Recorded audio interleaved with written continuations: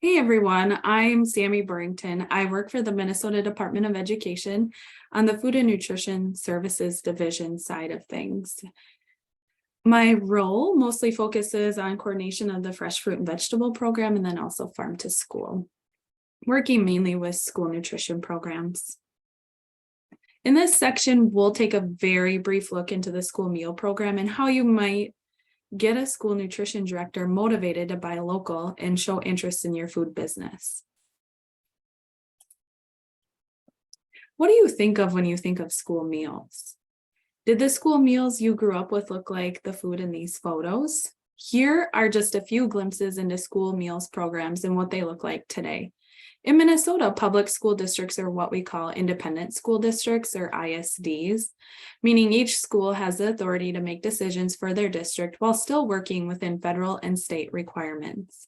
This also means school nutrition directors get to decide if they will purchase local foods and how much of it they will include in their school meals. In many communities across Minnesota, school meals look a lot like this.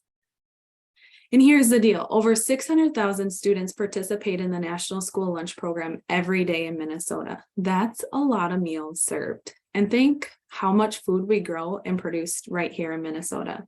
These foods could be nourishing our students across the state every single day. USDA administers the overall National School Lunch, School Breakfast program in the US. Regulations, requirements, and best practices are set at the federal level, and then states are required to ensure that districts and schools are carrying out the program according to both federal regulations and state statutes. Districts with multiple schools usually employ a school nutrition director or a manager to oversee the program. And then each school or kitchen usually has a kitchen manager or lead cook to ensure that the day-to-day requirements are executed according to regulations, but also to ensure the health and well-being of students.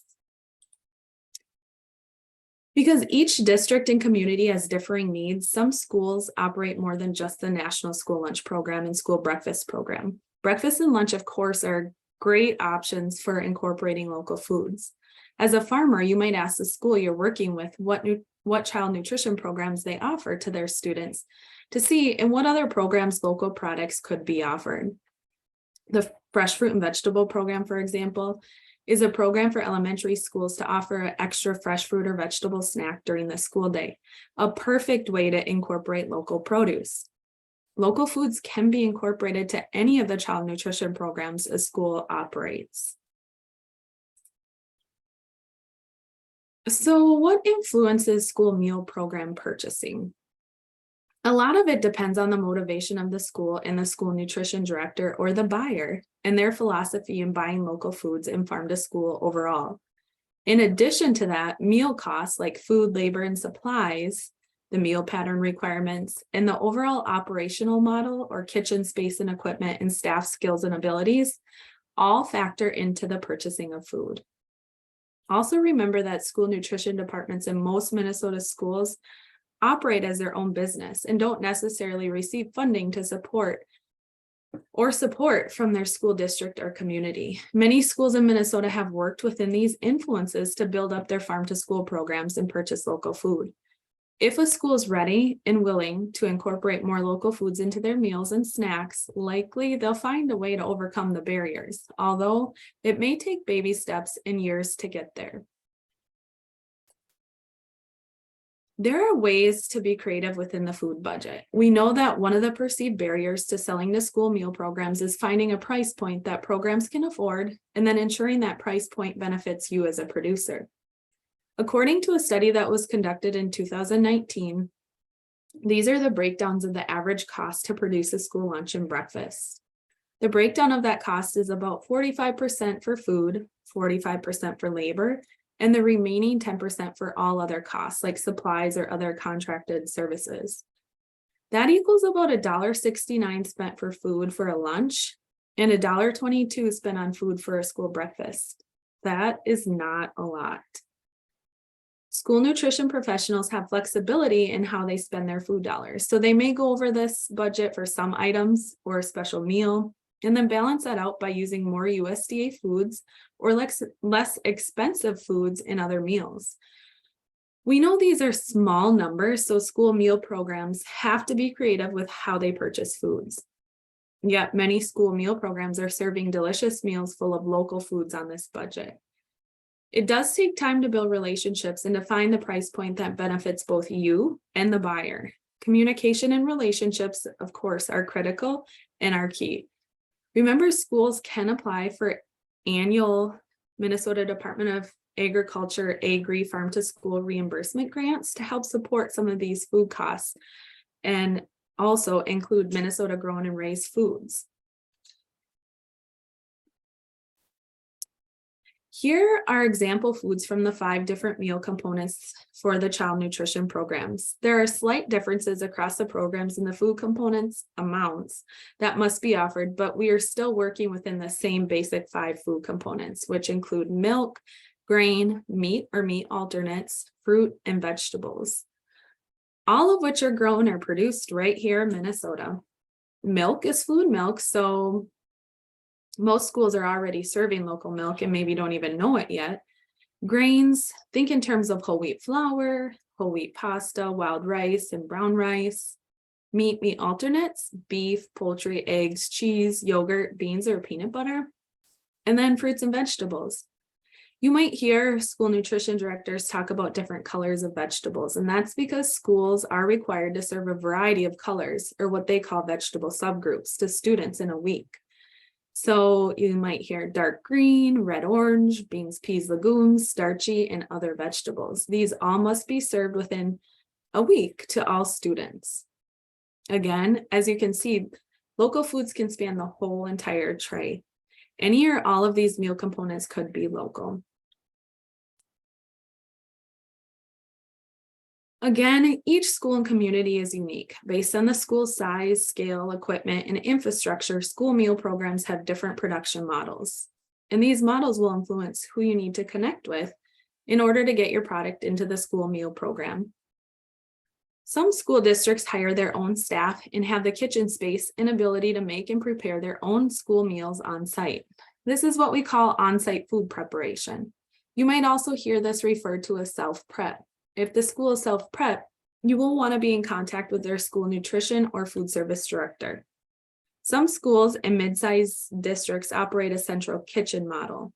Usually there's one large central kitchen or a satellite production kitchen, which prepares food and delivers those prepared meals to satellite locations or different schools in the district.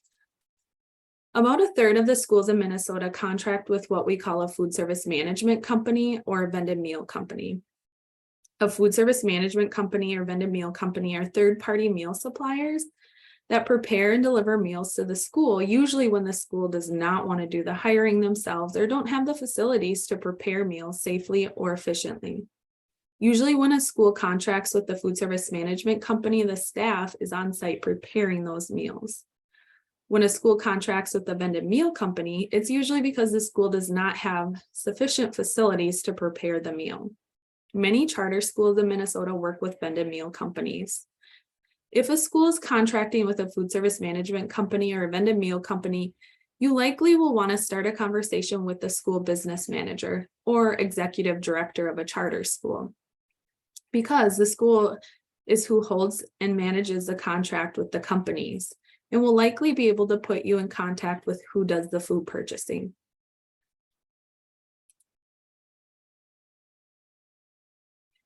It's also important to understand the unique timing of school planning and procurement in order to best work with schools. As you are learning, again, all child nutrition programs are different, but here are some of the general school food service trends. The start, so August, September, and the end, May, June of the school year are busy times for schools. And the summer is typically a busy time for all of you as producers. It's a best practice to use those winter months to connect with schools or find out the best time for the school district and begin relationship development. Most schools do menu planning in January or February. However, there's still flexibility built into those menus that they create. Don't be discouraged if a school doesn't have what you grow or produce on their menu. School purchasing cycles do vary, and solicitations are issued throughout the entire school year. Formal solicitations or requests for proposals or RFPs are often issued in early spring, so like February and March. And a few school districts in Minnesota have farm to school RFPs.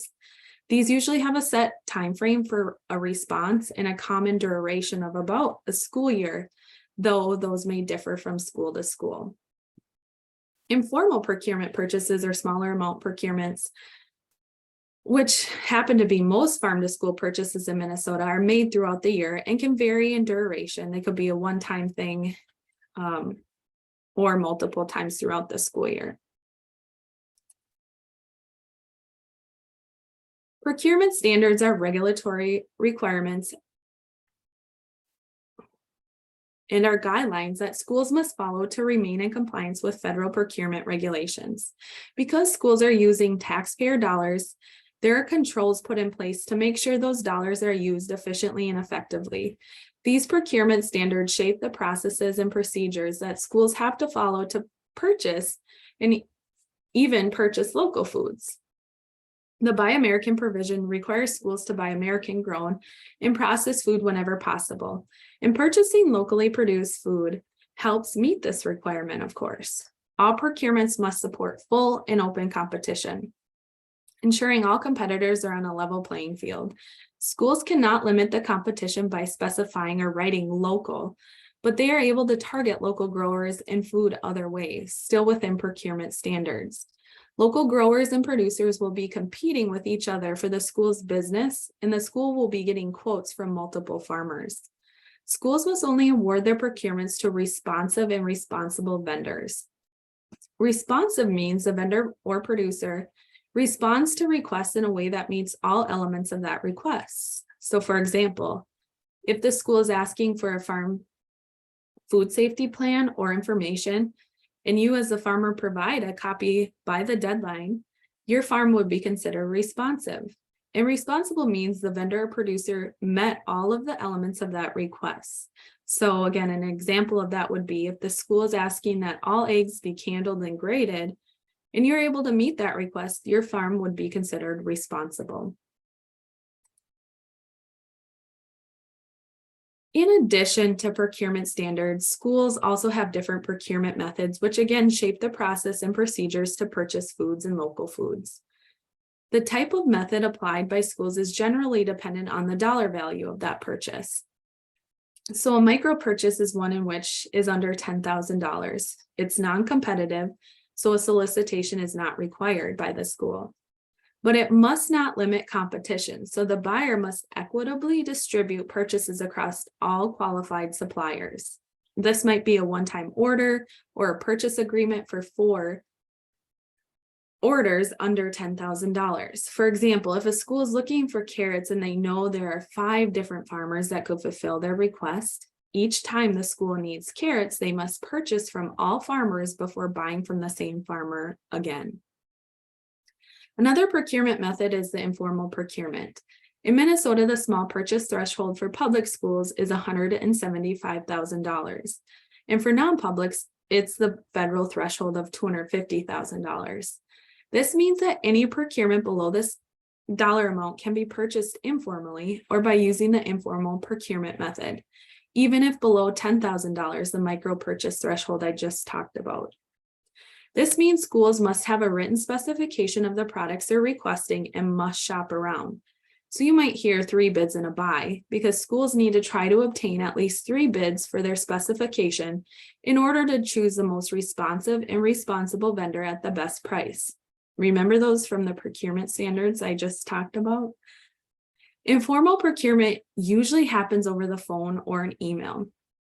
So this means that for schools trying to target local foods, without using local as a written product specification, they will just call 3 growers they know that meet their definition of local. So if the school doesn't know you, they won't call you or reach out to you. Thus, all the more important to develop those relationships, reach out to your schools in your area and let them know you're willing to work with them and that you want their business.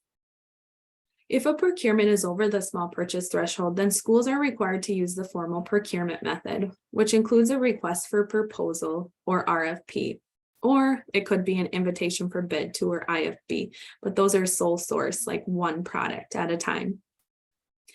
Schools can also use this method even if the procurement amount is below the small purchase threshold to increase competition.